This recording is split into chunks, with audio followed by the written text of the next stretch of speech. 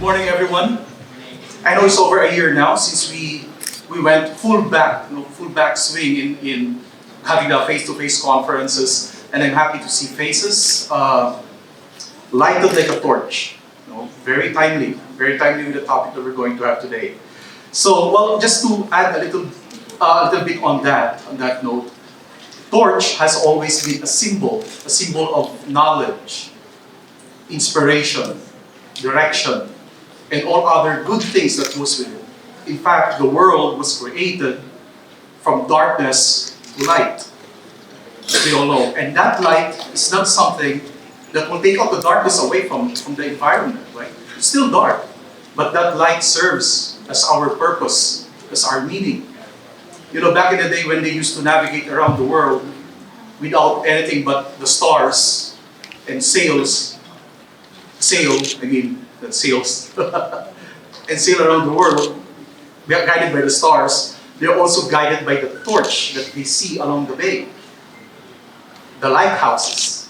Without those lighthouses, there might be even no human settlements. To add more to that, even the creation of the world started off from a lightning strike, right? We realized the use of torch, we realized the use of fire. So with that being said, how torch plays a very important role in any organization or in every organization. In human resources, we are that torch. And I am pleased and it's my pleasure to be here to moderate amongst the best that we have. I know you all are the best as well, but for now, they are the best.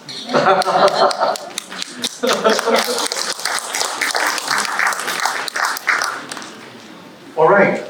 Well, I would like to I'd like to recognize first the only rose amongst the thorns. Yes, Fabi. Fabi's a good friend. I've known him for quite some time. Fabi Carino. Thank you so much for coming over. And of course, on her right is Darwin Rivers. Darwin Rivers has also been a good friend and a very familiar face if you are very active in Philippine HR and on a Sunday HR cafes. And on her left is no other than Mr. Rico Recio, the current HR director of Midway Colleges. And beside him is Dr. Rancho. Rancho is our HR director at Miriam Colleges. College, they say, right? Just college, I'm so sorry. I get confused with the S sometimes. Thank you so much. And of course, Jay Nunez. Jay Nunez from Kiaken Technologies. And of course, our guest for today from India, Dr. R.P. I hope I'll say it right. Dr. Banerjee, right? Banerjee from EIILM, Kolkata, India. Pleasure to have you here, sir. So how are you guys? Is it okay to just call you guys? I mean, we're all familiar with each other anyway. Yeah, and girl. Hi, hello guys, and girl. Well, I think it's now gender friendly to use guys, right? It applies to everyone now. So let's start off with the first question. Okay, you be over the years being an HR professional in your organization, how have we developed over the past 2 years since pandemic? Yes. Yeah, maybe we could start off with characteristics that makes a very successful HR professional. Alright, so I think that question regarding the characteristics of a successful HR would be relative, depending on how we actually define success. Because I have matured enough to say that from the time I started my role in HR, my definition of success was to be promoted, was about money. But as of course I have matured and learned more in HR, my definition of success is different from now. So my definition of success as an HR practitioner, I would define an HR to be successful if that individual has also led with a heart. All right. I think that we know for a fact that being in HR is not an easy job. And so my measurement of success is the high empathy and compassionate level. And you've mentioned about the last 2 years. I think we have always been the forefront during the pandemic where we took care of not only ourselves, our families, but we also took care of our teams and our organization. Another thing that my measurement of success right now in terms of being a successful HR is making an impact and transformation to the organizations you're part of. So gone are the days that we are not that when we were only considered as admin or personnel assistants or personnel department. I hope that we are no longer in that aspect or that stigma or stage because we have transcended. And the objective really is from transactional to becoming strategic partners. So I think if you've reached that level that you are trusted to be a strategic partner in your organization, that for me is your ultimate success when people can trust you and you also have a seat at the table of board directors. Wow. Thank you, Fabi. But I would like to start, gentlemen, if you won't mind, if I'll continue with Darwin because Darwin organized a very large group that anybody can join actually, not only from human resources, but everybody coming off from different professions interested to pursue HR as a career, or maybe they just want to know about human resources. So I hope you won't mind, gentlemen, if I'll continue with Darwin, coming off from what Fabi said. The characteristics or the traits of HR, of successful HR professionals. Is this something that is talked about largely by the young managers, young HR professionals, and of course the up and coming, the Gen Z? Well, thanks for that question, Oliver. Good afternoon, good morning, everyone. For that particular question, I believe that if we're going to look into the current trends right now, if we're going to ask, are the new generation of HR aware of their responsibilities or their role in talent development, in terms of, or making sure that the business is successful? I think they might have an idea, or majority of them would have some idea. It all boils down to the why question. Why are we HR? Why are we HR leaders? Kasi I hope it's okay for me to talk in the vernacular. Most of the time, when we reach a certain level in our career, position, in our in where we are in the whole hierarchy of organization, we tend to forget our why. Why are we in this position? Are we in this position because we love the attention? Are we in this position because we know that people follows us? Are we in the position because we have good benefits from the company? But I think our why should go back to, are we inspiring to our people? Are we able to properly communicate the policies and procedures of the organization to be able to make employees understand our mission, vision, and goals? Are we able to redevelop talents, making sure that we look after each and every employee's career development? Those are the things that we should be reminded of. Thank you, Darwin. Now, gentlemen, this isn't according to age, okay? I hope you won't mind. It just so happened that Jay is sitting right next to Darwin. And in connection with that, because Jay here is the country HR head of a shared services, right? It's a BPO company, it's captive, correct? Yeah. You're We are a biotechnology company. Yes, that's right. It's not research and development, if I'm not mistaken. More than that. Yes. More than that. Wow, that's nice. So, Jay, in your organization right now, I suppose you have a very large population coming off from the millennials, and of course, the increasing number for coming off from the Gen Z population. Are you seeing similarities and how do you call this? Similar traits to what Darwin has mentioned earlier about looking and finding that purpose in the organization. How did you manage your organization at the height of from their last 3 years or 2 years to where we are now today? Yeah, I mean, that's a very interesting question. I mean, from generation to generation, I think it varies in terms of managing them. But I'm also blessed that I'm working with a diverse group of managers and leadership. It is not just the role of HR to manage the millennials and also the other, the other generation. But I think it's a collaborative efforts from the leaders, managers, to making sure that we also understand their needs, their wants, and their overall well-being. And so when we are able to connect with them, I think we would be able to, achieve the goals of the organization, making sure that they're also well taken care of. Wow, thank you, Jay. All right, I came from the academy myself.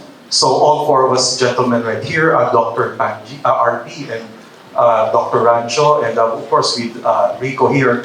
I'd like to start off coming from Dr. RP, especially the Indian culture.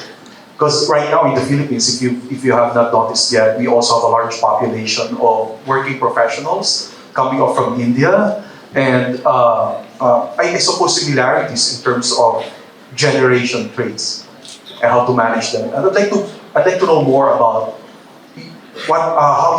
how India in Kolkata, how you see things in India that in your success. Thank you. Good morning, everyone. Namaskar, namaste. Yeah, this is a very nice question, but it's a country-specific question. I believe HR has a role. First of all, to respond to your question, I think I'll take 2-3 minutes. Yeah. Well, responding to the question of the moderator, there are certain generic principles which are universalities involved in the function. There is no nation.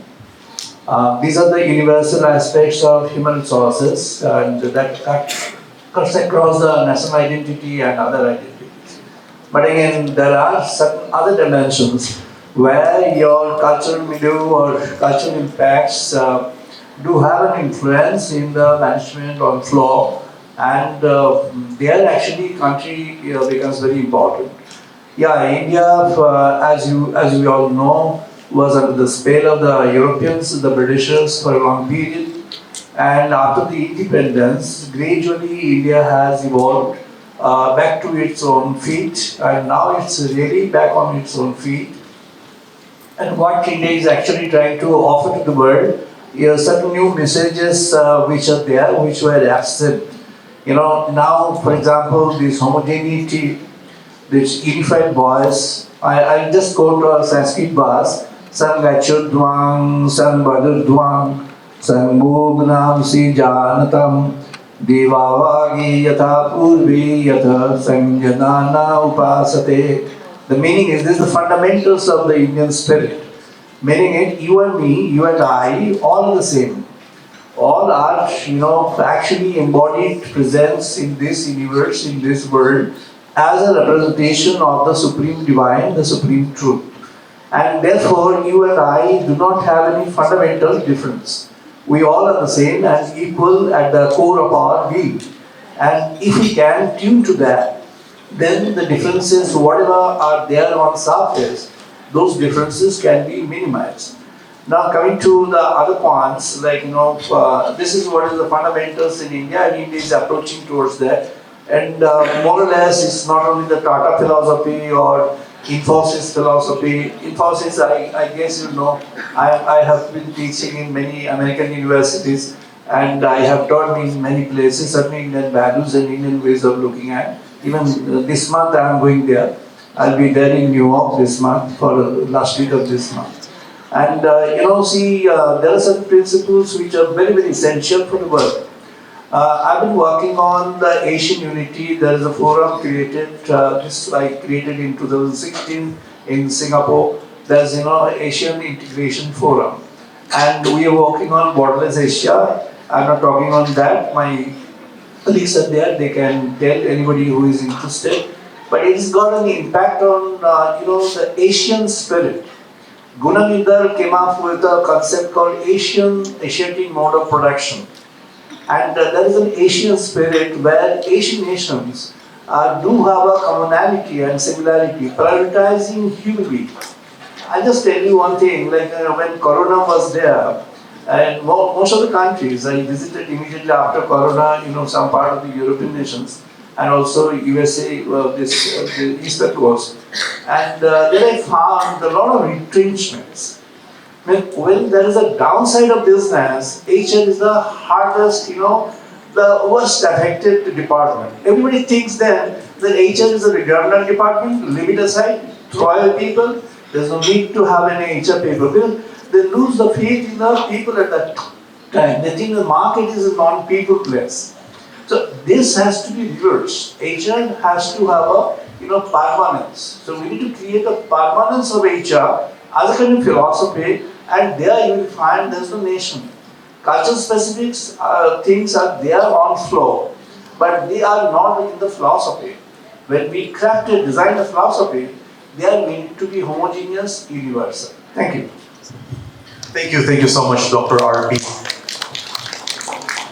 Now, I'd like to raise a question with Dr. Noel Rancho because, sorry, Dr. Rancho.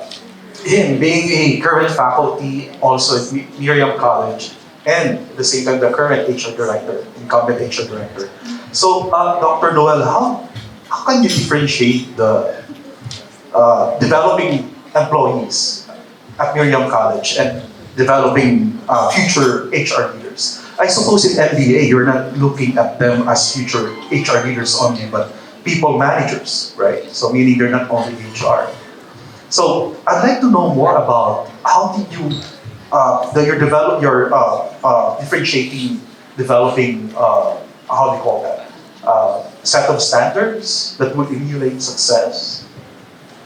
I'm with the three people from the HR office of Miriam College, and the three were former students of mine, but did not really evolve into the specific functions they're doing right now. I'd rather put this way. When there is a common thread between the role of HR and also the way we develop students, if we've seen the evolution of HR role, where now, we talk about satisfaction, you talk about commitment, you talk about engagement. Those are organizational metrics. They're not really HR metrics. What we're looking at now is really the role of HR as transformational. I think Fabi mentioned this already. And this is basically focusing on helping out employees realize their unique and personal aspirations. If you were to go back to education, I think that's also the goal of any institution. It's not so much of facilitating that students get a degree, but I guess also helping students realize their aspirations. In fact, studies have shown that degrees do not predict success, right? It does not. And I think even in HR, satisfaction, engagement, they're not even predictors already of what it means to be a successful HR.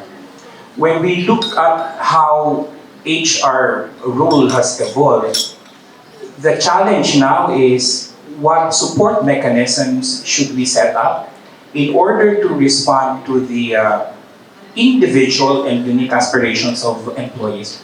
In fact, when I do exit interviews, I think when I get to generate insight, it really focuses on that, the frustration of employees that their aspirations are not being responded to. And this is beyond the employee champion role of HR, that we address their needs on a daily basis. Aspirations are not needs, It really focuses on the higher needs. Now, if you were to look at Maslow's hierarchy of needs, you talk about self-actualization. And so even for students, I think that should be the metric, predictor of success. How do educational system really help out students realize their aspirations? And I think that then it becomes a predictor for success. So I'd say that's the meeting point between developing students and developing talents. Thank you, Dr. Noel. Well, I suppose it's the same at Midway colleges. Sir Rico. Good morning. Midway College is a family business. Okay. The college is into maritime. Okay, so currently the owner, Mr. Magpitmon, is a president of Philippine Association of Maritime Institute right now. Okay. By September, the company is 30 years. Okay. So just yesterday before I heading to Manila, because I arrived 12 o'clock. Like yesterday.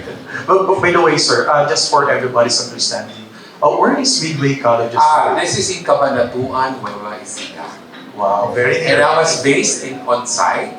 I was provided board and lodging, okay, as a director. Going back, right now, I'm just new in the organization, but I still have a lot of things to do when it comes to employees. There are only about what? 136 employees. This is inclusion of non-teaching and faculty. Okay. Right now, my challenge now is how to improve the one you're saying that faculty in Midway has to have a master's degree. Okay? And we encourage graduates of the school to be faculty member of the organization. I'm now at the stage of doing analyzing the job evaluation. So very nitty-gritty because we need to align whether the possession of a certain possession are they doing it right now? Is there any gap? Is there any, what are the things to do to improve this gap? Okay. And simultaneously, because of that, I have to make salary structure. Okay. And good enough with the first presentation, I still need to do the total rewards because the current HR director is the owner, the lady. Okay. And she's very supportive because he currently is the quality management system. She does everything. So he's now doing the turnover of everything when it comes to human resources. Wow, that's nice. Thank you so much, sir. At least the school itself is providing opportunity, not only opportunity, but Yes. chance for everybody to qualify. Yeah. Oh, that's very nice. However, I have a question to Dr. RP. Doctor, well, I think we all know that in Southeast Asia, or in Asia in general, India has always been one of the countries that's at the forefront of robotics and AI. In fact, India was the first country to have that BPO concept, right? And then eventually trickled down all the way to Southeast Asia. So with that being said, Dr. RP, what preparation the HR professionals should do in anticipation of the AI and robotics? How are they going to prepare themselves to make themselves relevant? Thank to the you, sir. emergence? It's a really very nice question because it's very pertinent also for HR professionals. Because I guess all of you, when you were students of management or HR in particular, you have all studied HRIS, HR Information System. It was in the early phase. I've been teaching almost 35 years and produced several thousand MBAs and PhDs in management, different places, including India. But I know that what are the transformations have occurred. Now you see HR is becoming mechanized. And the way robotics is advancing, the first aggression is going to be on HR functions, certain functions. For example, employees, reward management. For example, recognition in matrices. And these are no longer limited within analytics. It's going beyond the scope of simple analytics. So you need to have advanced level of artificial intelligence. And going beyond that, the way robotics is advancing, particularly if you follow the ChatGPT's next phase. There are companies in United States. This week, McKinsey report shows that the companies must come up with a manager for the future, meaning the futurist manager or manager for future portfolios. HR should think of it in advance, train itself first before HR advising others to get trained. HR, I'm sorry, meaning I understand, I know many of you or most of you are already trained, but I would suggest as a teacher, I have already always the tendency to suggest. So I'm suggesting that for these new areas of knowledge, artificial intelligence and neural network particularly, you need to have a more in-depth study of neural network. See how you can apply it in your choice of people. For example, when marketing is doing some, for personalized subjective evaluation of subordinates or team people, you need to intervene. You need to offer a matrix. You need to offer a, mechanism wherein they can be more structured, more objective, and minimize subjectivity to the extent of impersonality. Even the subjectivity should be impersonal. That is your task, and you can do that using even AI. I have applied one model. I have a book called for stress management through mind engineering, which I have developed a model and on which there was a tension between India and China. Probably you know there was the 11th month border tension. 30,000 Indian soldiers this side in Ladakh. It is -5 degree on the Himalayas top, and on the other side Chinese almost 40,000 soldiers, and no war happening. And there was a huge depression, massive depression among the officers. So formerly I was in the Calcutta, so there was a reference to them. So then finally we had offered a small short package to only 45 officers, and it was 100% successful. That was purely based on AI. So what you can do is motivation management, inspiration matrices. You convert it to AI and take the AI to the next phase of self-driven, self-learning AI model, where AI learns from itself, from the from the context, from the company, from the function, from the industry, and moves forward. I guess that is a lot of packages are now available online, and a lot of teaching sources are there. So if you, the HR leaders, if you wish, you can really do a miracle to the organizations by having this. This is very essential now. It is not next 5 years or 10 years. It's just next 5 days or 5 hours, of course. Thank you. Thank you so much, Dr. RP. That was very helpful. This, as you mentioned those, referencing back on what you have just said, that's exactly what we need right now in human resources. Gone are the days when we say that numbers is not my game. That's why I took psychology or I took HR. Gone are those days. Numbers is what we have right now. I'd like to raise the same question now this time. Sure, doctor. Oh, okay. Doctor, as you go, thank you so much. Thank you so much for the time. You'll be coming back. Okay. I think the balance from my side is Thank you, doctor.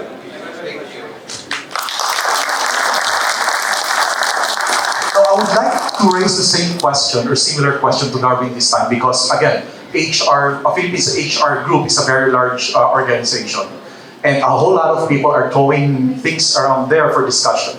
So, Darwin, how do you see AI and robotics as it's not emerging anymore, it's already here, right? So how does it affect HR professionals? There's a lot of fear over the past few months of what AI and robotics can affect HR. I think it stems to an article. If you've been reading Forbes magazine, there's an article last March of this year that predicted, based on a report by Goldman Sachs, that 300 million jobs will be replaced in the next 3 to 5 years. This is about 80% of the global work population. Now, looking at it, if that will happen in the next 3 to 5 years, that's where the confusion, the fear is coming from. Will I be losing jobs? Will HR be losing jobs? I don't think so. I think that it's an opportunity for us to be better in understanding this new technology, this AI and robotics. And remember when I was in, without mentioning my age, I remember when I was in high school when, what do you call this? Calculators were just new. And teachers were telling that because of calculators, students will not focus on math. They'll be idiots because they will depend on calculators in terms of doing the formulas and whatnot. Then computers came in, and then there's a lot of technology coming every 5-10 years, and now we have AI. I believe AI is an opportunity for us to improve ourselves in how we use technology. In HR, for example, I have a talk next week in Malaysia. The slide presentation I would normally do for hours can now be done in less than 30 minutes. Imagine that. Or reports, data reports that needed by your organization, which normally take weeks to produce, can now be produced in a matter of minutes. So we need to adapt, we need to learn and make sure that we are able to do more so that our jobs would not be in peril, because basically AI will be replacing those who are, as per our guest speaker earlier, it will replace jobs that are monotonous, that jobs that are repetitive, but those strategic, highly engaging jobs, these are the jobs that we would be looking forward to. So you mean that, okay, we're getting rid of the manual and everything else that are considered to be repetitive, and eventually replacing it to be more strategic. But then a set of core competences is required for somebody to be strategic. I think we all agree on that one, right? Because one has to get that kind of level of experience in order for you to have that certain level of strategic mindset.